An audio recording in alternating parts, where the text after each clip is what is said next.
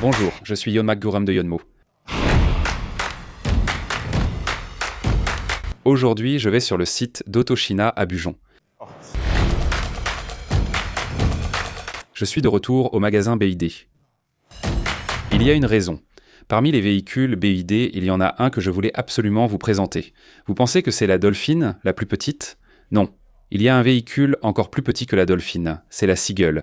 À chaque fois que je viens en Chine, je l'ai croisée plusieurs fois sans jamais avoir pu vous la présenter.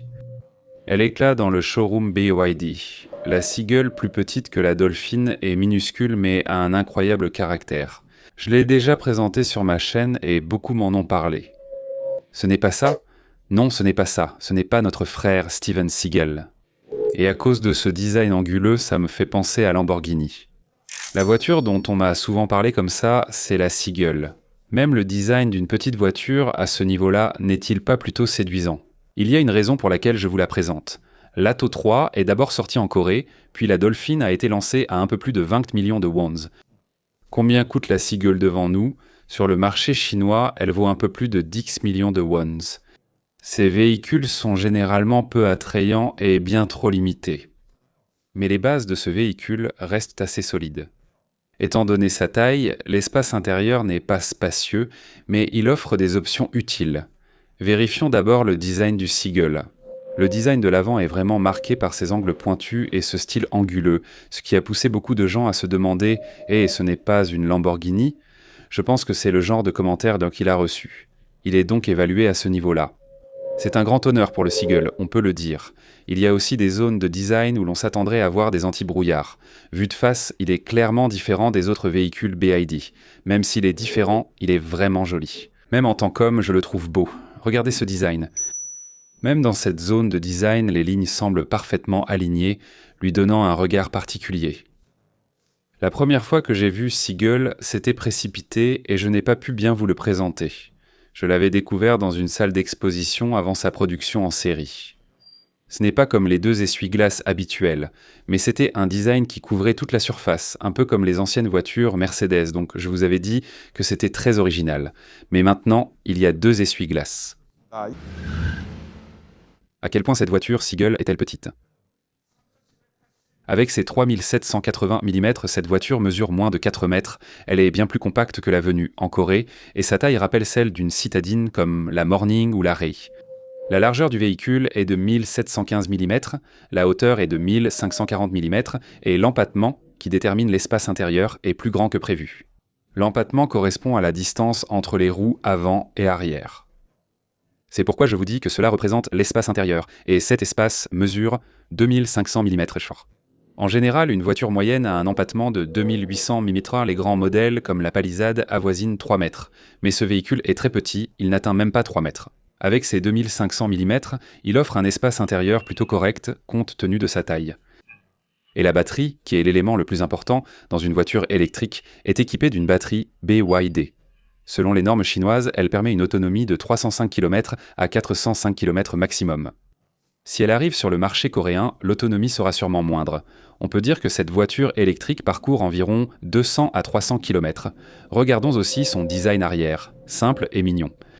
Bien que ce soit un petit véhicule, il ne manque pas de détails ni de finition. À ce stade, je trouve ça séduisant. Vous pensez sûrement pareil. La couleur est étrange, non? C'est bizarre. C'est une couleur turquoise. Chez BYD, la technologie de conduite autonome est désormais accessible à toutes les voitures, des citadines aux grands modèles. C'est quelque chose que nous avons déjà détesté depuis longtemps et nous continuerons à évoluer ainsi. Grâce à ces avancées, même sur ce type de véhicule, un système de conduite autonome de couleur bleu-vert est proposé. La trappe de recharge n'est pas motorisée, elle est à l'avant. Dans notre contexte, l'arrière serait clairement plus pratique, mais vu la taille du véhicule, ça devrait aller. Je ne pense pas que cela posera de gros problèmes d'utilisation. Je suis habitué aux grands véhicules, alors celui-ci me semble vraiment mignon. C'est du E75-55R 16 pouces B qui est parfait selon l'évaluation actuelle. Je pense que ce sera pas mal une fois à bord, même sans essayer. C'est tout ce que je prévois. Sur le côté, là où la première et la deuxième rangée se rejoignent et où la troisième s'étire comme une queue, ce design-là. Ce design donne à ce véhicule une impression très dynamique. En même temps, on peut dire que c'est un design qui renforce l'attention visuelle. Voyons maintenant quels sont les atouts de l'espace intérieur. Entrons à l'intérieur à l'arrière pour découvrir l'espace qui m'intriguait. Ce n'est pas motorisé non plus. Il faut l'ouvrir ainsi et appuyer doucement pour l'ouvrir. La Seagull, c'est un petit véhicule. Pour les BYD, regardez d'abord la charnière. Je l'avais déjà dit, non? Mais la charnière de ce modèle, vraiment? Non. Parmi les véhicules BYD, c'est le seul qui ne bénéficie pas d'une finition usinée. Pour ce véhicule, je comprends. Il coûte un peu plus de 10 millions de won, donc attendre une finition usinée comme chez Genesis. On peut dire que c'est tout simplement irréaliste dès le départ. Parmi les BYD que j'ai vus, la Seagull semble être quasiment la seule, autour de 10 millions de wons, à utiliser ce type de charnière. Si je me trompe, dites-le moi. Parlons des garnitures de porte. Pour un véhicule à 10 millions de wons, c'est excellent. Pour des véhicules à environ 10 millions de wons, on a souvent une couleur sombre monotone, et c'est tout. Même pour une seule garniture de porte, utiliser plusieurs plastiques impose un moule différent pour chaque pièce, n'est-ce pas? Donc, les coûts augmentent considérablement, mais en prenant cela en compte, pour une citadine de cette catégorie, je trouve que c'est déjà pas mal. Le design de la garniture de porte est simple, mais ce n'est pas non plus un matériau trop bas de gamme. En tenant compte de la catégorie du véhicule, je trouve que c'est suffisamment élégant. Le design de ce volant est pas mal. Alors quand on entre à l'intérieur, ce n'est pas luxueux. Mais la fraîcheur intérieure nous accueille agréablement. Surtout avec l'arrivée des voitures électriques, il arrivait parfois que le combiné d'instrumentation disparaisse complètement, mais ce n'est pas le cas ici. Un combiné d'instrumentation bien lisible est proposé. On a aussi un système d'infodivertissement d'environ 10 pouces. Vu que cette voiture appartient aux mini-voitures, c'est suffisant. L'interface utilisateur rappelle celle des véhicules BYD. Ce qui est un peu différent, c'est qu'ils ont ajouté des surpiqûres de couleur orange comme ça. Et en ajoutant la couleur orange comme élément de décoration, ça donne vraiment une impression de fraîcheur. Ici, 5 motifs en losange ont été placés, et je pense que lorsque du givre apparaîtra en haut, l'air sortira par là. Attendez, je vais essayer. L'air sort. Je l'ai testé juste au cas où, et effectivement, l'air sort. Oui, ça marche. C'est mignon, même sur le plan émotionnel, et ça paraît très fonctionnel. La caméra de surveillance du conducteur est ici, sur le montant A. En haut, ils ont mis un motif en vague, non? Ça fait penser à une queue de dauphin.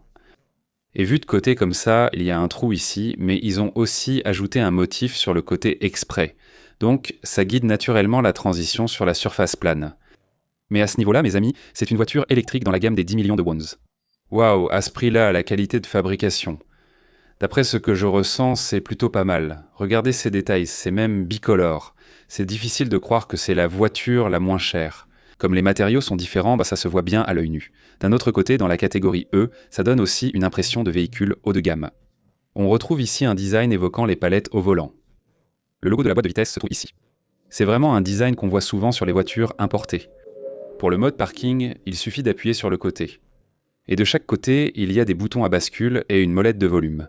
Ça ressemble au design des voitures haut de gamme, mais les matériaux sont différents. Le ressenti de la molette de volume, qu'on utilise souvent, est différent. Ça m'a surpris. Dans une voiture comme la Peng Chenba, on se dit « Waouh, il y a vraiment une telle différence ?» Ça peut sembler anodin, mais il y a une vraie différence au niveau du ressenti. Au centre, on peut voir le logo BYD. Des boutons physiques sont aussi placés en bas de la console centrale. Le ressenti n'est pas exceptionnel non plus. Des boutons sont proposés pour que vous puissiez simplement savoir quelles fonctions sont activées. De chaque côté, ils ont mis des boutons à bascule, sûrement pour le stop and start ou le freinage régénératif. Un autre bouton à côté paraît destiné au mode terrain, mais je ne suis pas certain. Des boutons à bascule sont proposés. En bas, une sortie d'air permet, grâce à une large plage de réglage, d'atteindre facilement le visage d'un adulte. Le débit d'air est satisfaisant. Il y a aussi une fonction mignonne, mais essentielle pour recharger vos appareils électroniques. C'est déjà bien qu'ils le proposent, non?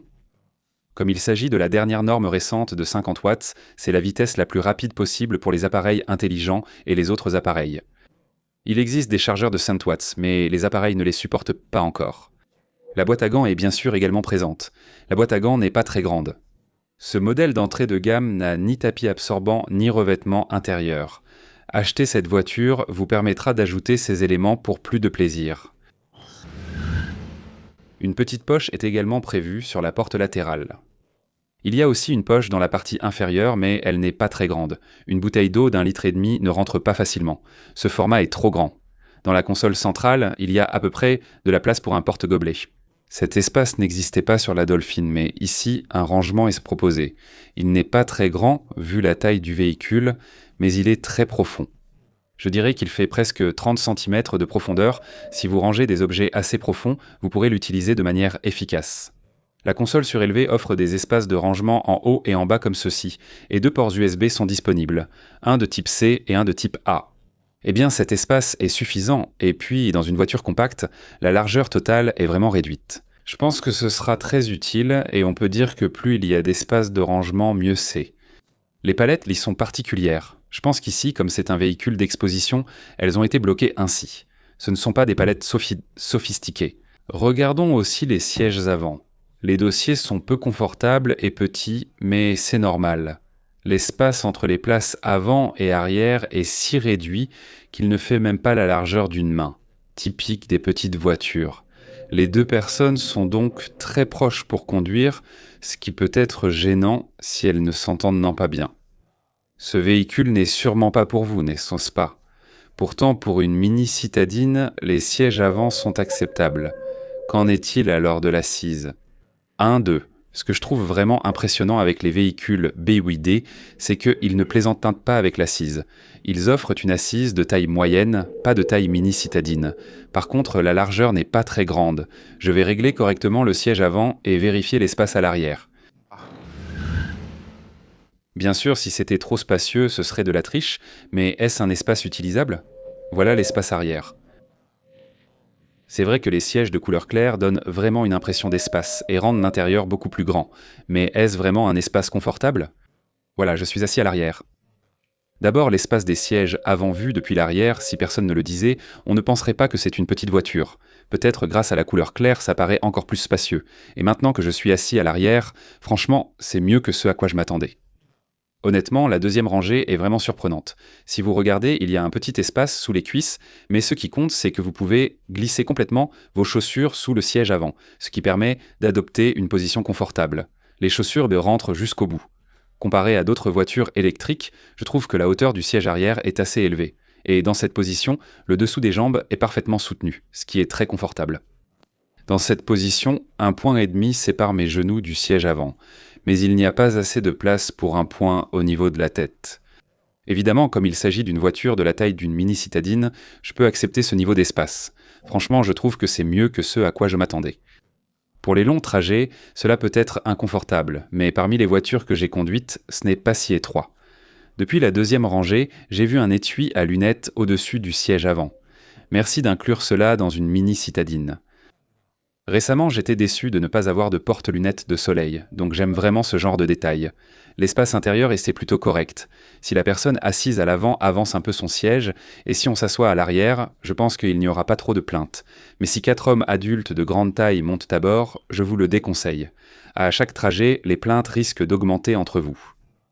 Par contre, si les adultes montent à l'avant et que les enfants s'assoient à l'arrière, cet espace devrait suffire pour une jeune famille, non ?